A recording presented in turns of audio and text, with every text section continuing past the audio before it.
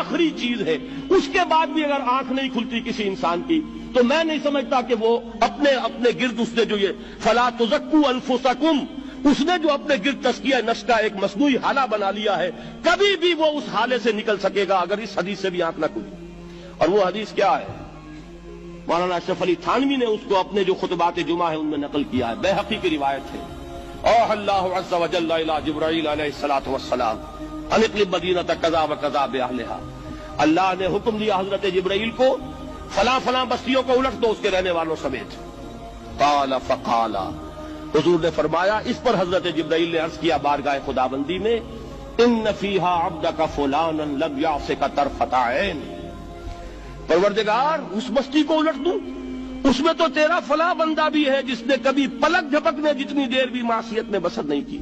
अब आप अंदाजा कीजिए, ये जो है ना अपने आप को रगड़ना और मांझना, और पूरी जिंदगी रगड़ने में और मांझने में लगा देना।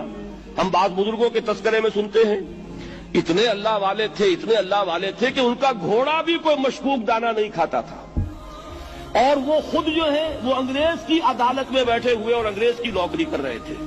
ये है वो मैक्रोस्कोपिक और माइक्रोस्कोपिक का अदम तवाज़ुन। तागूत की चाकरी कर रहे हैं, अंग्रेज की मुलाजमत कर रहे हैं, अंग्रेज के कानून की तनफीज के अंदर आलाकार बन रहे हैं, लेकिन जाती तकवा और जाती नेकी और जाती लिल्लाहियत जो है उसका मेयार यह है कि उनका घोड़ा भी मशकूक चारा और मशकूक खाना नहीं खा सकता।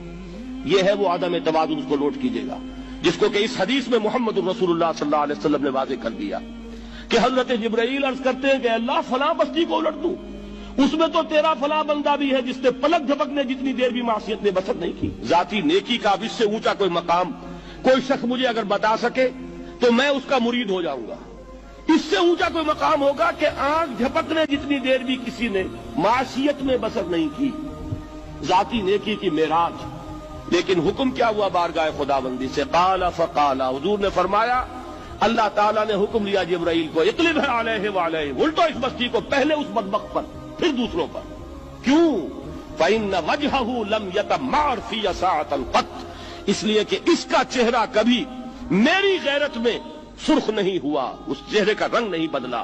बेगैरत इंसान, बदियां फैलती रहीं, मेरे दीन को रौंदा जाता रहा, मेरी शरीयत की धज्जियां बिगड़ती रहीं, अवामिर का मजाक उड़ाया जाता रहा, नवाही के लिए दुनिया के अंदर जिन चीजों से मैंने रोका उसके लिए फलसफे तराशे गए, और ये लगा रहा मस्त रखो जिक्र फिक्र सुबह गाही में इसे, ये सिवाय जाती अपने उस इस्लाह के और जाती तकवा के और जाती नेकी के और जाती इबादत गुजारी के ये मैदान में नहीं आया, इसका खून नहीं खौला कभी, इसके चेहरे का रंग मुतगय्यर नहीं हुआ, लिहाजा ये दोहरा मुजरिम है। ये है वो तसव्वुर जो यहां पर नोट कीजिए।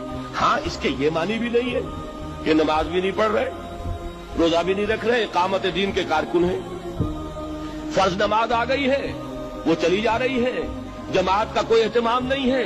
अब ये दो इंतहाएं हैं, एक इंतहा ये कि वो तज़किया नफ्स जो है उसी में वो रगड़ने और मांझने का अमल जारी है, एक ये कि उसका सिरे से कोई ताल्लुक ही नहीं, अपनी जात से बहस ही नहीं।